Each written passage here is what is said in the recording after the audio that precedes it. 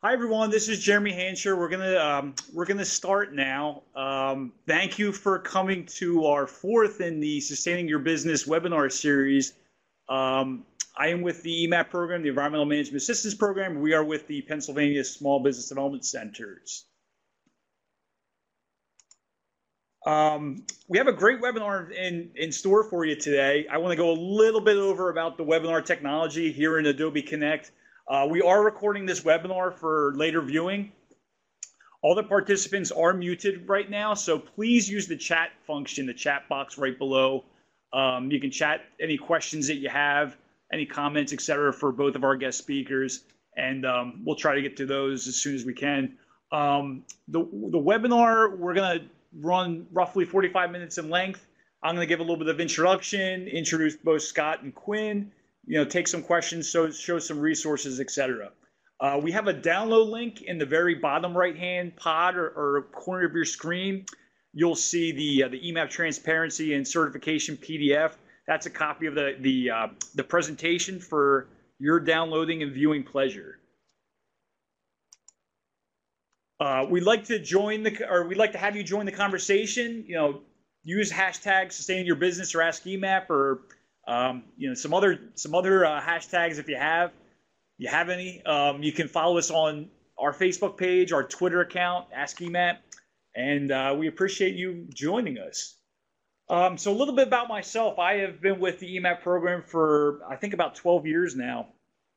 I do a lot of the day-to-day consulting for small businesses across Pennsylvania. EMAP is a free and confidential service. We work with small businesses all across the Commonwealth, working on issues with sustainability, environmental compliance, energy efficiency, pollution prevention, you name it. Our first guest speaker is Scott Miller. Scott is the Director of Business Development at the Sustainable Apparel Coalition, where he is focused upon growing membership and Higg Index adoption. Scott represents the SAC at key industry events across North America and Asia, where he educates wide-ranging industry stakeholders on the latest coalition and Higg Index developments. He also co-manages internal and external communications and contributes to enhancing the SAC member value. Scott was trained by Al Gore to deliver his Climate Reality Project and by the Marine Mammal Center to rescue stranded wildlife. Scott holds a Master of Science in Sustainability Management from Columbia University and a BA in Economics from UC San Diego. He is a lead AP and a master composter. Our second presenter is Quinn Rowan. Quinn is a standards analyst at B-Lab. She is a member of the standards review team, where she helps for-profit companies use business as a force for good by becoming certified B Corps. Prior to B-Lab, Quinn spent 2 years working in the legal division of the Structured Investments Division of JP Morgan. She received her JD from St. John's University and her BA from Johns Hopkins University. Quinn is currently based in Philadelphia, so if we could give you a round of applause for both joining us, we would definitely do so. A little bit about the presentation. I'm going to talk a little bit about the purpose of this webinar. I'm not going to stand in your way of our guest speakers because I think they have really some great information for you. Then I'm going to introduce Scott. He can talk about the Sustainable Apparel Coalition and the Higg Index and transparency. Then we'll get to Quinn. She'll talk about B-Lab and the B Corps. We'll take Q&A. We were thinking if you have a few questions, use the chat functions. Our guest speakers may take your questions as they go, or depending upon our time limits, we may hold them to the end. And at the very end of this presentation, we'll go over some resources and some last steps. So this is the fourth webinar in our series. We heard about craft breweries, we heard about food manufacturing, and the last one about home and personal care. A lot of the issues, a lot of the main themes, I think that both our guest speakers and our viewers or our attendees, we talked about the importance of sustainability in your business. Really the economic factors, environmental, and also marketing to consumers, to colleagues, to the general business world, etc. In those efforts, in those conversations, we were talking about, as a small business, getting the company established, having their operations become more sustainable, What are the steps to do? Whether you're actually a business operation, you might have actual operations that can go through a certification project or process, or you could have products that could get certified and basically become more transparent, or should really show the consumers, whether they be millennial or an older generation, actually if you're doing environmental good or not.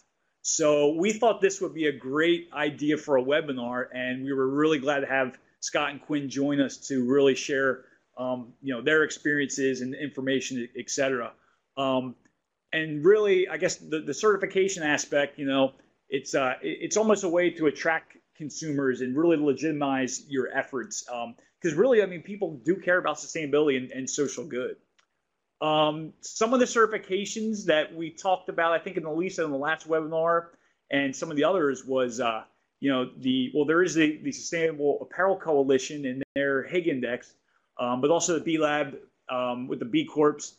There's also USDA Organic, 1% for the Planet, Leaping Bunny, and there's plenty of others, probably not even listed on this slide. Here is my contact information. If anybody has any questions, present, future, etc., shoot me an email or give me a call, or that's how you can reach me. But I don't want to hold anybody up any further, so I'm going to introduce Scott. Scott, if you're with us, yes, I will over to you. Okay, great. Jeremy, thank you so much. Thank you everyone for attending this webinar. I'm really excited to participate, and thank you to my fellow panelist Quinn from B Lab, awesome organization. So I have a few things to walk through with you guys that I'm hoping will leave you with a really solid understanding of how this industry, this being the apparel, footwear, and textile industry, is working on transparency and sustainability improvement, and in essence, how that can help you as a small business owner, regardless of the types of products and services that you sell, to become more transparent and ultimately more sustainable. So I have three things that I'm going to talk about. One, I'm going to review pressing impacts in this industry and is easily attributable to many other industries. I'm going to introduce you very briefly to the SAC, and then I'm going to talk about how to potentially use the Higg Index to help drive some transparency with your practices. So first, I'm sorry to do this, but I'm going to start a little bit on the dark side. There's a really nasty reality in the supply chain of the apparel, footwear, and textile industry, and arguably, like I said, many other such industries. The image in front of you is of a river that has essentially been turned red due to the due to the lack of treatment of wastewater from the dyeing process. This is one particular frightening aspect of our supply chain that we are laser focused on. Another is emissions to air. A lot of the processes that produce our clothing, our footwear, our textiles demand a lot of energy. Much of that energy is coming from fossil fuel-based sources, and unfortunately, a lot of that is polluting the air and affecting the folks that live around those centers of manufacturing. Safety is a particularly important concern. This image should be somewhat familiar to you. We're actually coming up on the 4-year anniversary of the Rana Plaza disaster in Bangladesh. This is an image from Bangladesh. This was a horrific event, killed over 1,000 people that were making clothes that many of us are wearing today. And another point here is resources, and this is absolutely applicable to everyone. And this relates to something called the the Earth Overshoot Day. If you've never heard of this, I recommend that you check it out.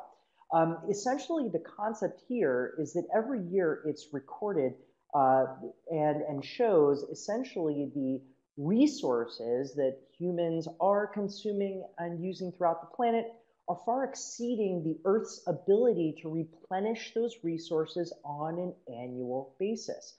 So we are essentially running this deficit every year, this ecological deficit. This has some real impacts, and particularly into the predictability of our supply chains to make our products. In the apparel, footwear, and textile industry, I could use numerous examples of supply chain disruption, basically due to the fact that we're relying upon resources that are becoming more scarce. Good news, there's absolutely a better way to do this. This slide here, active leadership, collaboration, equal partnership, transparency, and continuous improvement are the 5 core tenets of the Sustainable Apparel Coalition. And out of those core tenets, the SAC was formed back in 2009, where Patagonia and Walmart, strangely enough, they got together and they realized that the industry was increasingly creating redundant surveys and audits. So they sought to standardize how the apparel, footwear, and textile industry measures sustainability performance. Out of that, they created a vision.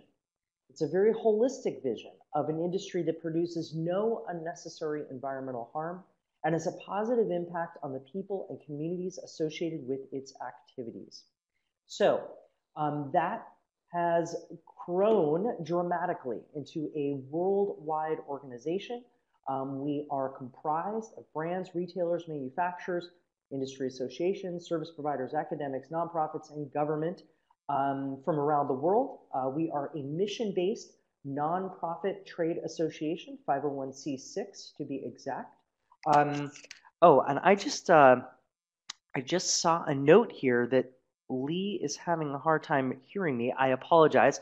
I hope you can hear me now. I just put the microphone a little bit closer to my mouth here, so hopefully that'll work out. I think Lee is typing, so hopefully you can confirm that for. Yay. Okay, thanks, Lee. Sorry about that.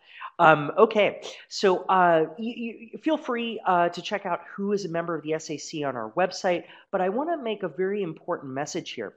I'm speaking to small businesses. You do not have to be a Walmart to participate in the SAC and the Higg Index. There are actually many ways to take advantage of this work, so I want to make that very clear. I don't want to scare you away with these big brands and labels here. But what I want to do before I pivot into talking about the Higg Index is I want to give you an indication as to where this organization is headed and arguably where the apparel, footwear, and textile industry is headed. There are 3 key messages for you. Part of our SAC 2020 vision, which, I mean, we are already in 2017, we're right around the corner, just 3 years away from this. We are seeking that the Higg Index becomes the globally trusted standard for measuring and improving sustainability. Again, for apparel, footwear, and textiles, we don't actually have an ambition to go beyond that. And I also want to be very clear so that there's no confusion. We are not a certification. We are a standard in how this industry measures sustainability practices. It's actually positioned to be very complementary to certifications.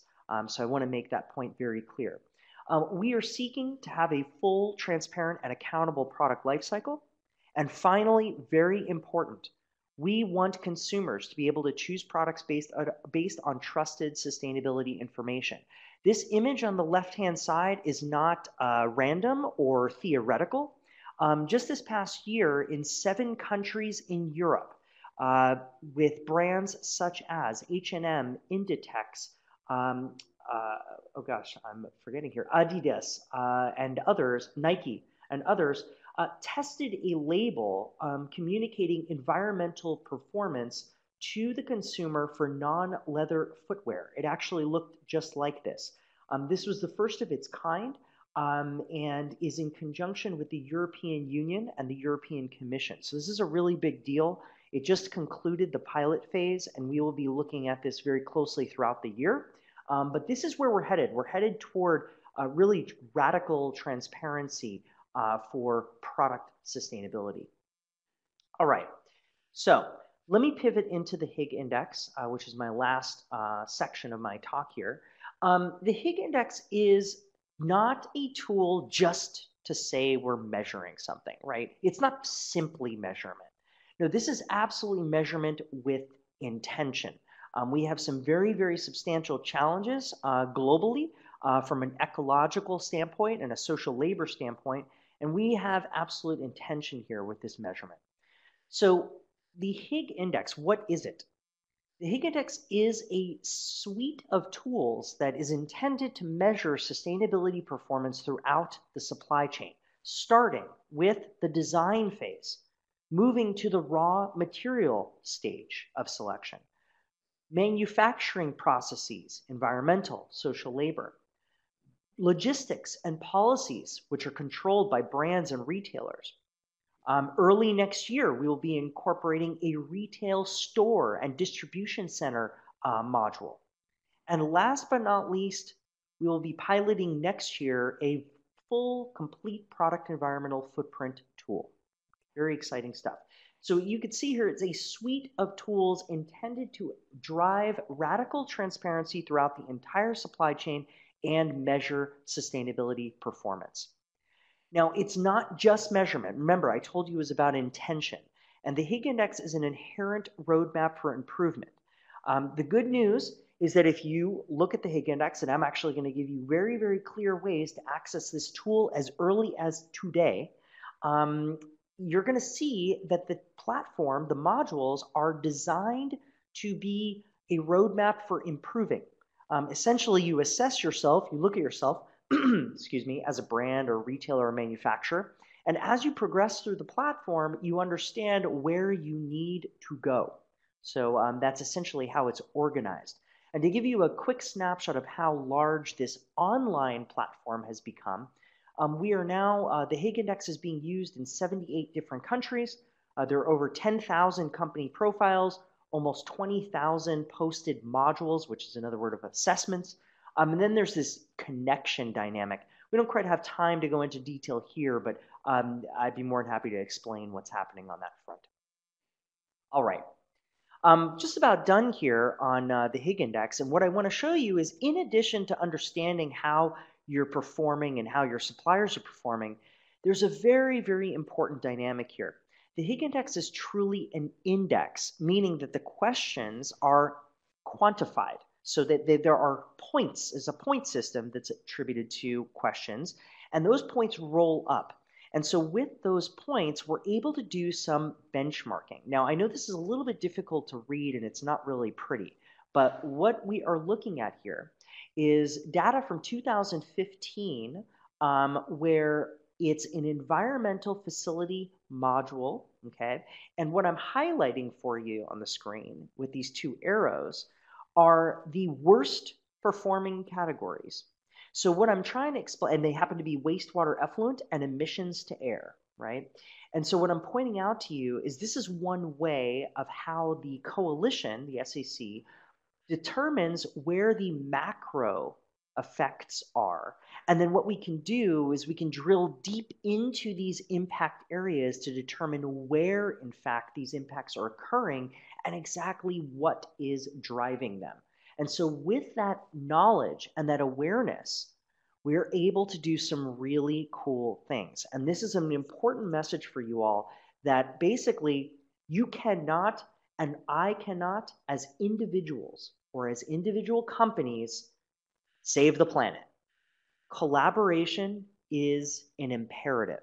And so what you see here is we actually, one of our founding members is the Natural Resource Defense Council, and they have a program called Clean by Design.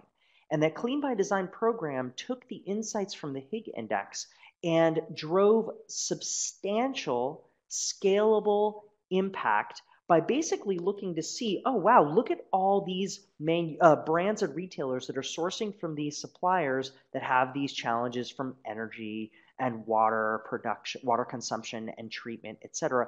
Well, if we hone our efforts in to address this, we can drive some really, really large scale improvements. And so this is just the tip of the iceberg.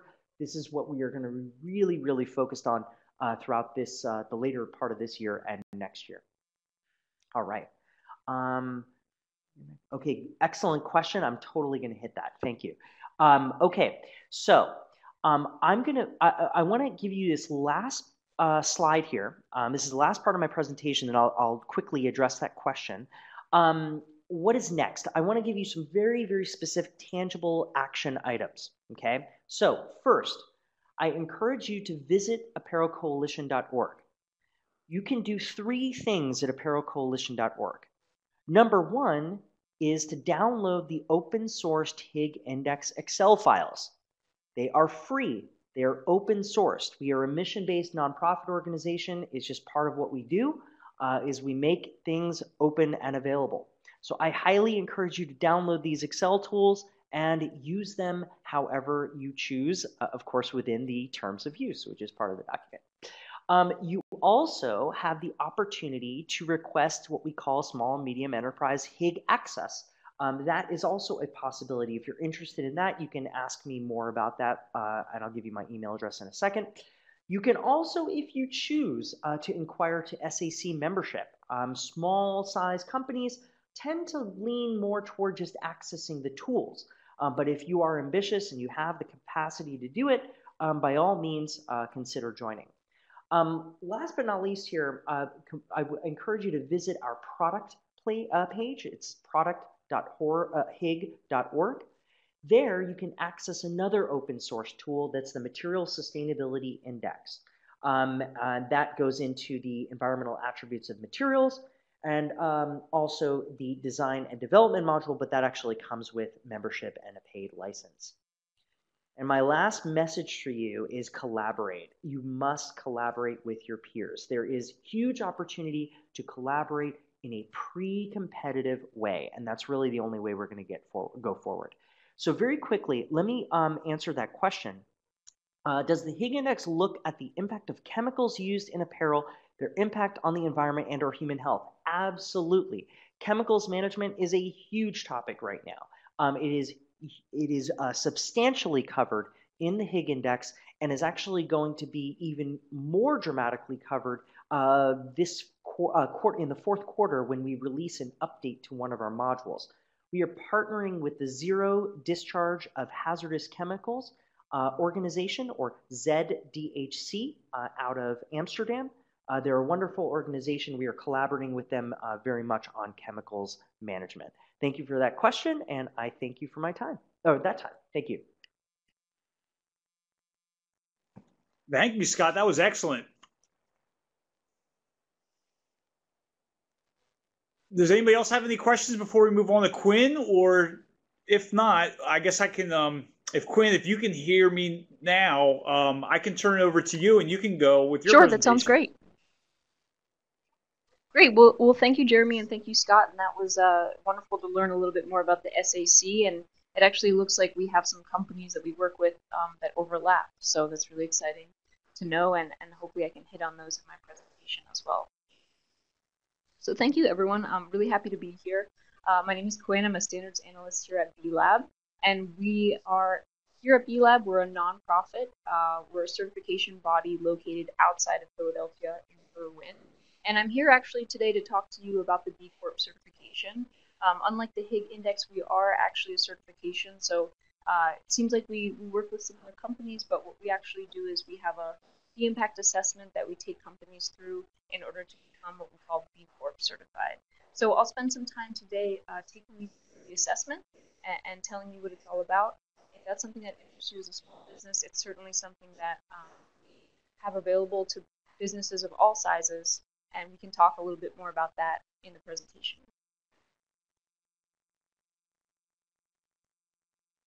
Great, so the agenda for today, I'm just going to give you an overview of what it means to be a B Corp. And then I'll actually point you to the assessment, which is a free tool that we have online. It's available to anyone who would like to measure their social and environmental impact. And that's something you can access easily to really get a sense for where your company stands. And then we'll spend a little bit of time at the end of the call for an FAQ. I actually have a slide that has some questions on it, but I'm happy to answer any questions that you have as well. Great, so to be a B Corp, the B Corp certification is to business what fair trade is to coffee or green is to a building. So we consider ourselves a very comprehensive certification, and what we do is we look at a range of practices that your businesses have, including work with the community, your governance, your environment, the way that we address the environment, and in that way we consider ourselves a very comprehensive certification.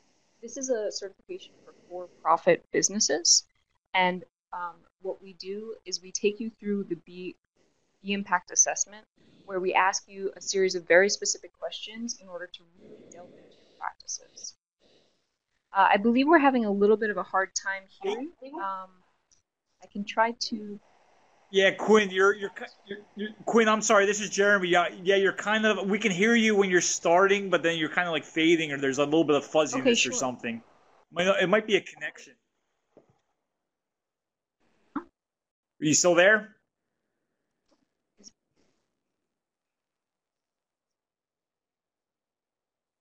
Great. Can anyone hear me now? Yes, Good? Quinn. Okay, Much better. great. Thank Thanks you. so much. Okay, I'll proceed on to the next slide. Great. So here at B-Lab, I just want to take a bit of a step back to talk about our greater mission. And our mission here at B-Lab is we'd like to serve a global movement of people using business as a force for good. So stepping away from the traditional bottom line of profitability and really addressing that sustainability, the practices that you use in your company, and really using that as a force for good. That's what we're trying to do here at B-Lab. And again, this is our really pretty comprehensive and wide stance that we have, but the vision that we have here is that one day all companies will compete to be best for the world, and as a result, society will enjoy a more shared and durable prosperity. And although that's a grandiose vision, that's really what we're trying to promote here and why we work with the companies that we do. Great, so you can see here on this slide, and again, this actually kind of echoes some of the companies that we saw on Scott's slides. We have Patagonia here and some other recognizable brands, including Ben & Jerry's, Warby Parker. And again, these are actually just some of the larger companies that are in the B Corp community.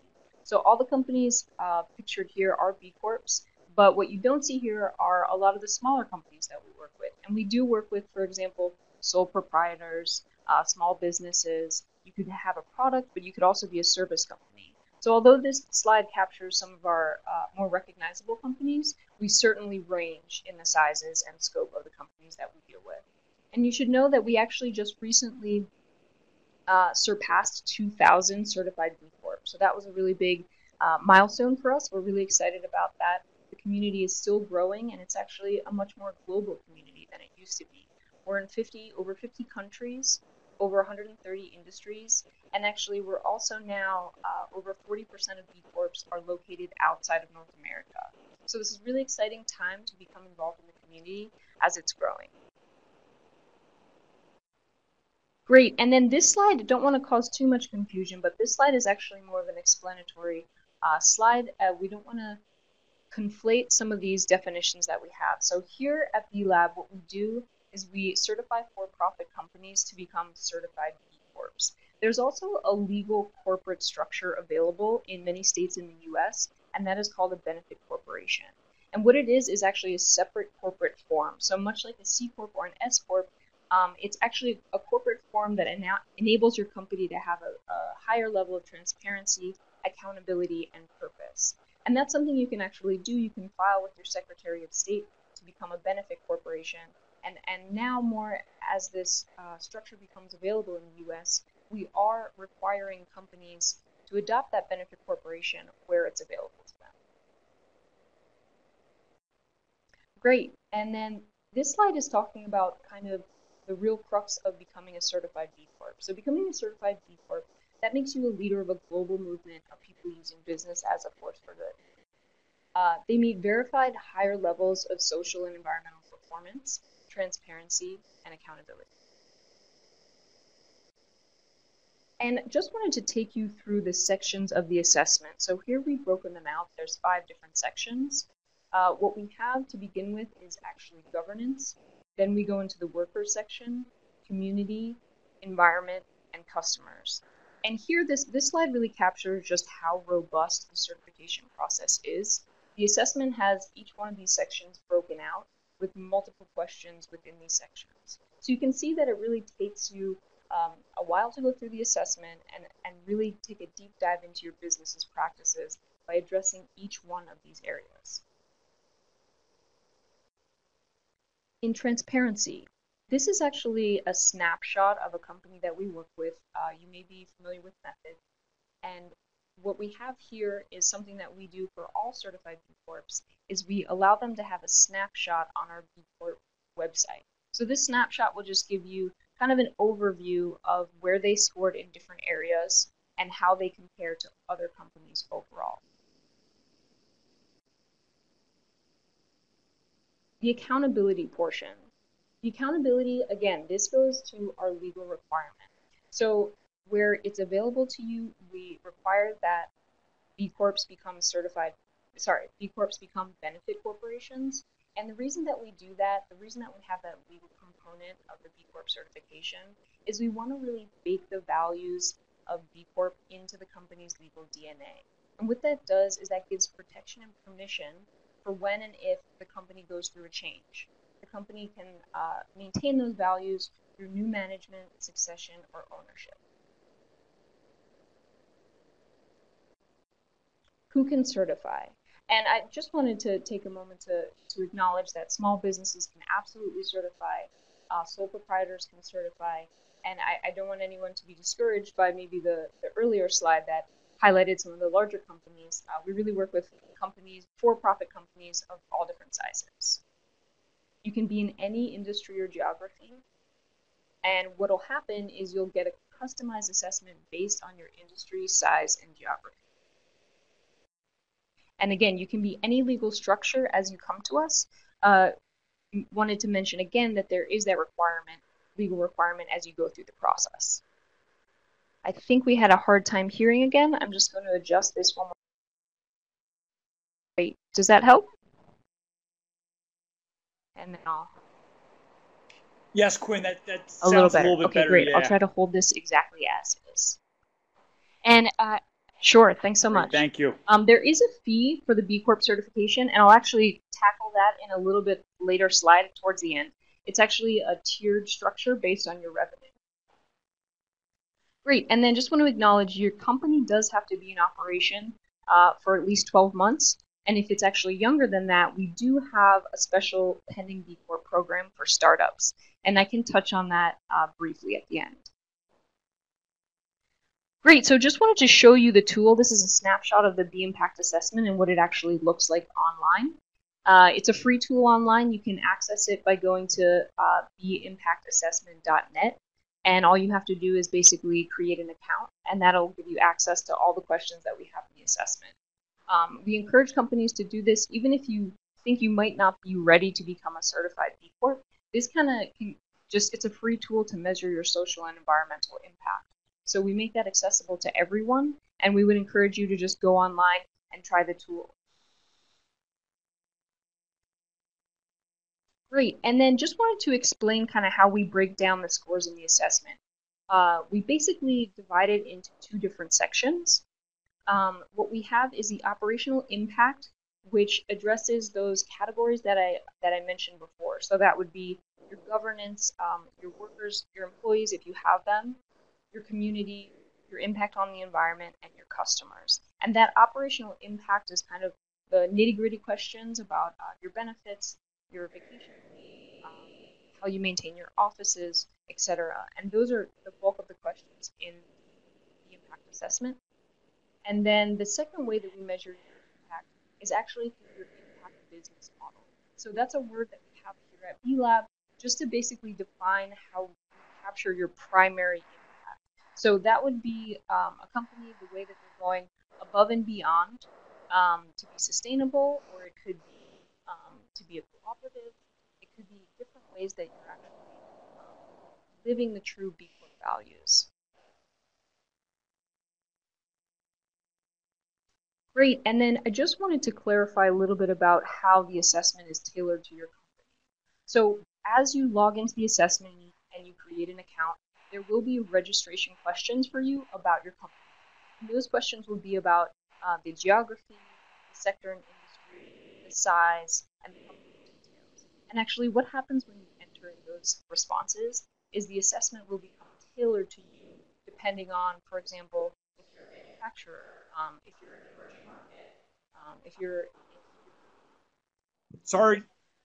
Quinn, I'm sorry, you're kind of going out a little bit. It's like a little bit of fuzzy noise in the Sure. background or Let me something. just, I'll try the volume one more time. I have my headphones on, so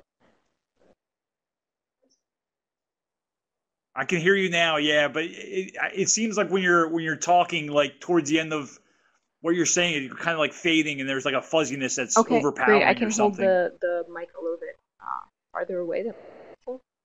Great. Great. So these are the registration responses that actually help your company's categorization in the assessment. And these are questions that are asked to you, so you don't have to worry about exactly how you address them. But what you're going to want to do is, for example, if you're a sole proprietor, when there's a question about employees, you're going to want to answer 0, and that will put you on the correct track in the assessment. This is just a slide to encourage everyone here to take a first pass at the assessment, and it can be a pretty tall order to go through all those questions concerning your company, but one good way to address it is to use estimates, and that should give you a pretty good sense of where you would stand in terms of score on the B Impact assessment. And these are just a few tools that I'd like to share with you about the actual tool that you can use. And within the B Impact assessment, we do have a revisit report.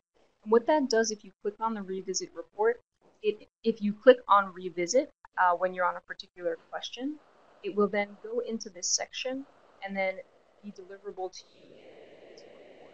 So that means that once you go back and you click on revisit report, you should see all those questions that you previously highlighted as those you want to revisit. And that's helpful for some that require greater measures. And similarly, we have some resources available to you inside the assessment, one of which is called Explain This, and another is Show Examples. And when you hit Explain This, it actually has a brief paragraph kind of giving you some greater definitions and explanation for the question and exactly what we're looking for, as well as Show Example, which will pull examples from other B Corps about how they actually address this practice. Great, and then at the end of the B Impact assessment, once you reach the end, there's a few requirements that we have in order to actually submit your assessment, and you would need to submit your assessment in order to have the review call in which you would then go through the full review process. So we ask you to please fill out your company profile. There's actually a disclosure questionnaire that you also need to complete, and then once you do that, you'll be able to fully submit your assessment.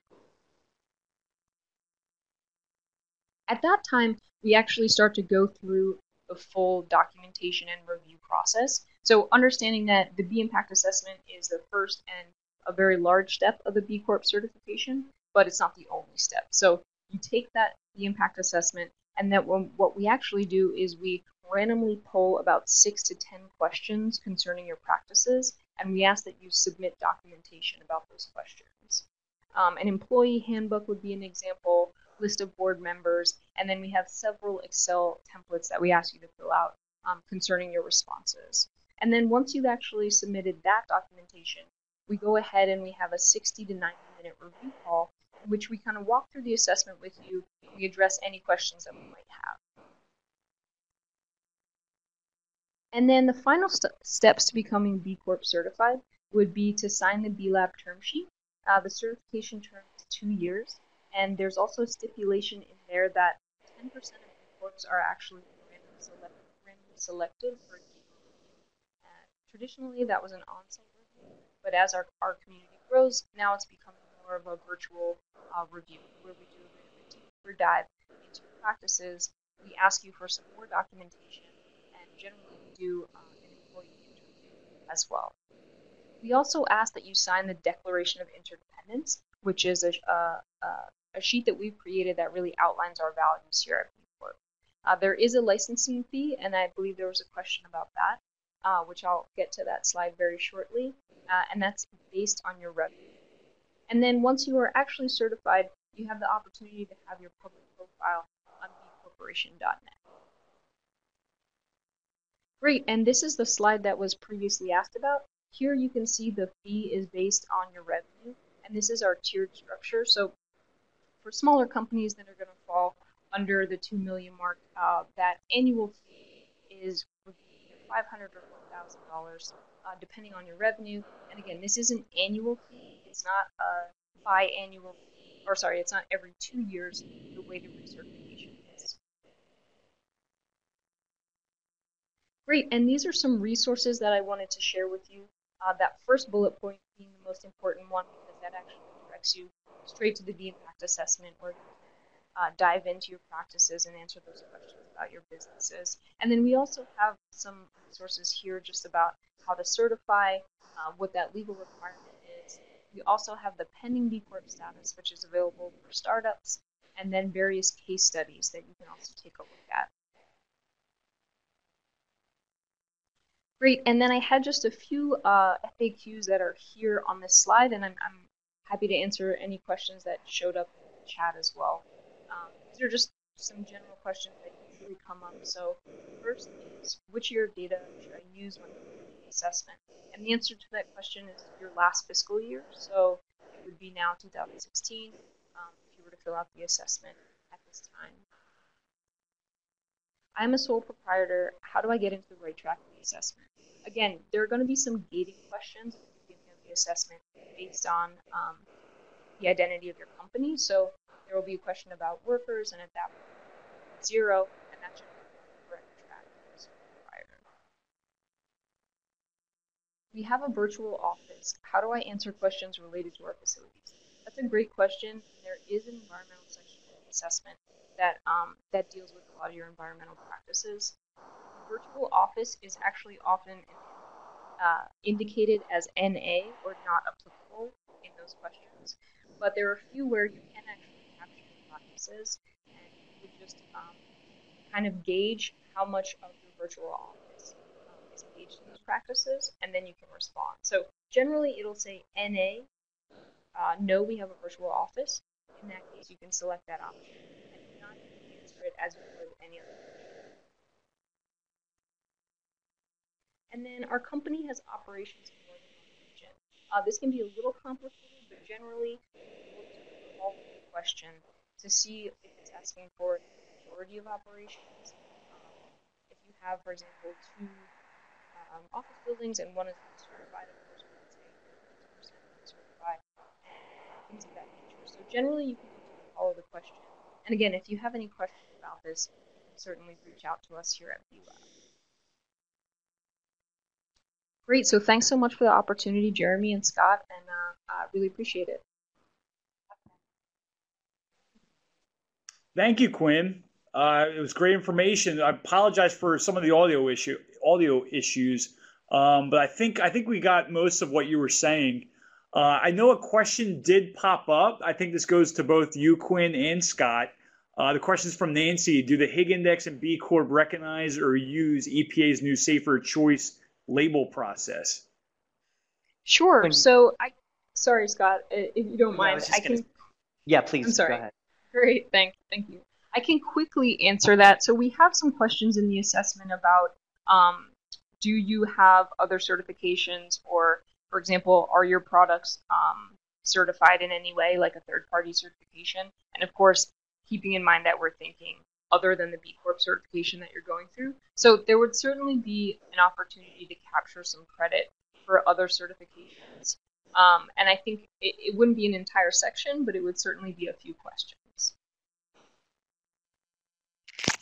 And then, yeah, thank you, Quinn. And Nancy, yes, so the Higg Index, it would be, you may have noticed I used the word complementary in previous comments.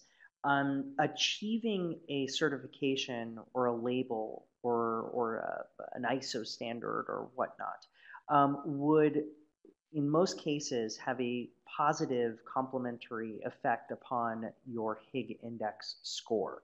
So there are definitely questions in the Higg Index that speak to chemicals of concern. So the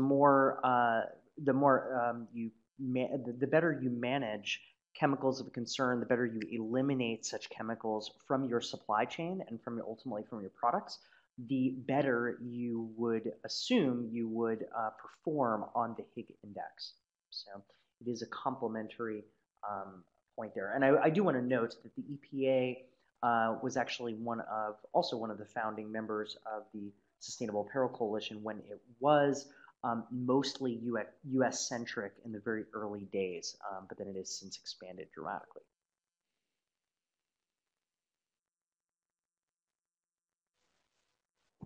So I actually had a question for both of you as well. I was thinking about this when Scott was presenting, and then also when Quinn was presenting. Being a part of the Small Business Development Centers, we work with both startup and existing businesses. What would you tell? And there's an SBDC in every state across the country, but both Scott and Quinn, like, what would you tell an SBDC business consultant if they're meeting with a business owner who either comes into an office and says, "Hey, I have a business idea"? Like, what would you tell them about how to use the Higg Index, or the B Corporation certification process? Like, how would you encourage them to encourage a small business owner to use that tool? Or at what point in the process would you suggest that they consider that as a good business means or right into their business plan? I can give you two very quick points on that. As a startup, as an early stage business, the earlier you implement, insert sustainability considerations to your entire business operation, the easier it will be in the long run to be a more sustainable organization. So you actually have a great advantage to being able to instill sustainability into the DNA of an organization from the very beginning. I had alluded in my presentation that we do open source the entire Higg Index section of questions for both brands, retailers, and manufacturers.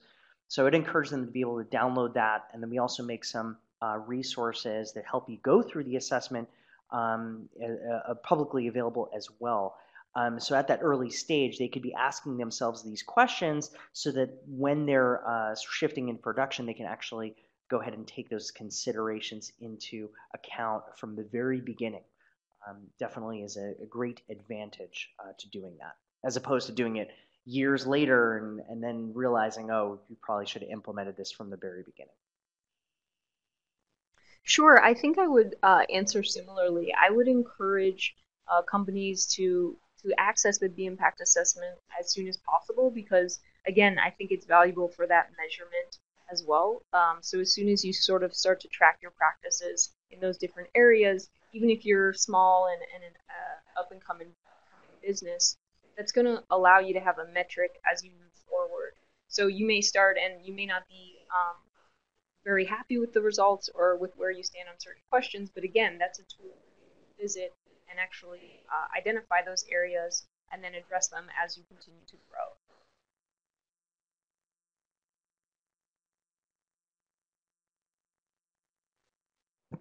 Great, thank you. That was insightful. Something I wish I could pass along to at least the SBDC, some of the business consultants here. But that's great. Thanks. By the way, Jeremy, I wanted to add one quick thing there.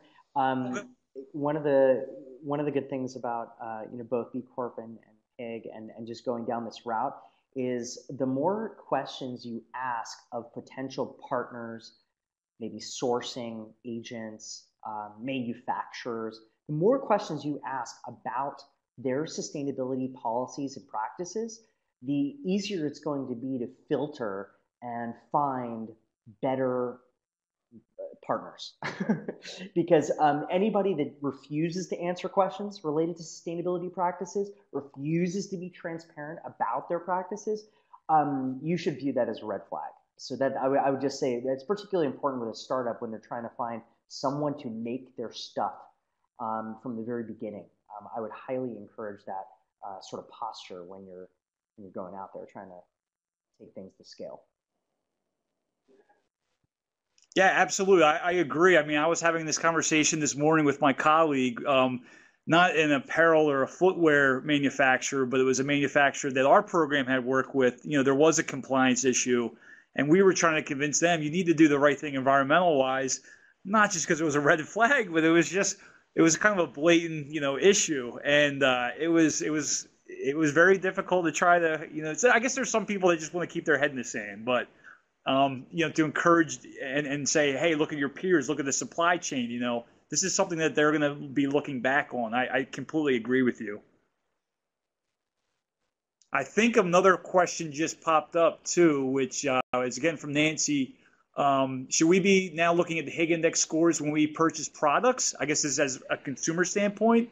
And as an example, I see LL Bean as a member. Do they have this information on their Thank you, website? Nancy, for asking that. Not yet. We are not quite there yet. We tested a score at the product level in Europe in 7 countries, but it was only a pilot. It was a test. The goal is by 2020 to be in a very strong position for a label to be actually affixed to products, communicating their environmental attributes, taking in the entire supply chain process from raw material all the way to the delivery of that good to the store, and its end of use even. So we're a little bit of a ways away from that, but it is absolutely where we are headed. And as you can imagine, just a quick comment on like the regulatory driver here. Remember, what I'm talking about when I talk about the Higg and when I talk about this label, it looks like in Europe it's becoming more and more of heading toward a requirement. But here in the U.S., there's no real sign of that taking place. So it is very likely we will be in a position where we have a voluntary opportunity to communicate a standardized score at the product level, but here in the U.S. But I think there's a far more fresh and vibrant sort of regulatory driver happening in Europe that will accelerate this.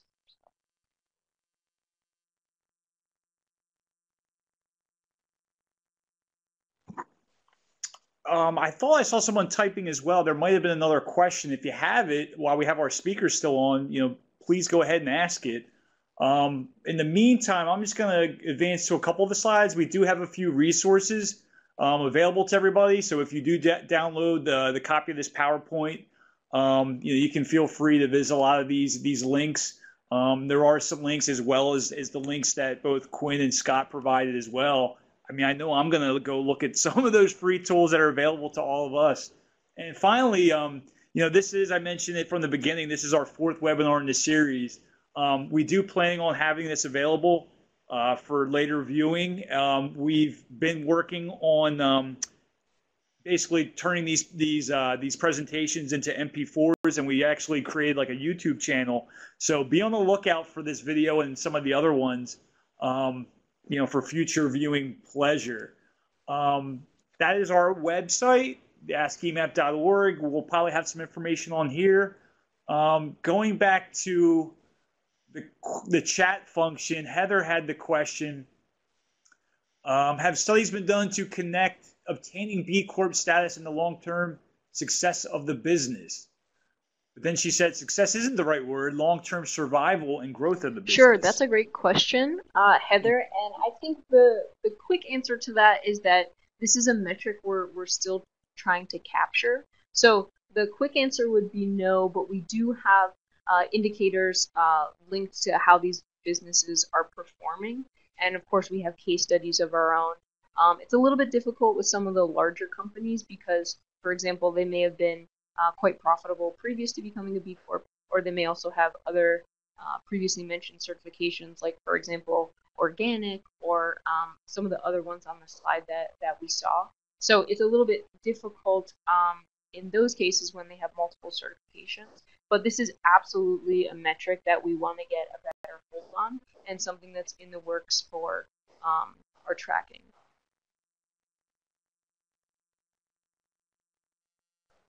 I'm happy to plug B Corp, Quinn, and say that as a consumer, it definitely affects my choices already. So I just wanted to throw that out there. I'm really happy. I mean, anytime I see a company that says B Corp, but then again, I'm a sustainability geek, so it's kind of expected. But, no, thank you. I appreciate that. And I think the certification, it recognizes a pretty comprehensive business practice. So it isn't just organic. It isn't just 1% for the planet, although that's a great practice as well. It's a much more well-rounded and comprehensive take on the company and where they stand in many different areas. So I think we're most recognizable on some of those larger consumer products. But again, service companies can become B Corps.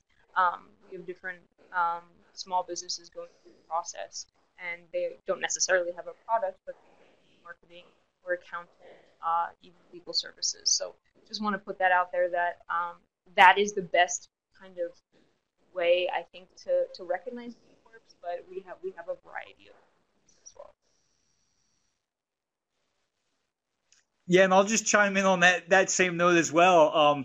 A couple of our previous guest speakers, one was Cabot. The last one was Caroline from All Good. I think they're based out in California, but seeing that B Corp label, I remember shopping at the grocery store and trying to select a particular yogurt, and I saw Cabot yogurt, and I said, "Hey, there's the B Corp logo on there," so I went with that, and it tasted great. It was excellent. So I think I made a wise decision, but I'm sure many other consumers do the same thing. Your Cabot is a really large company of ours, and I think one of the biggest kind of accomplishments that we've had here. So that's great.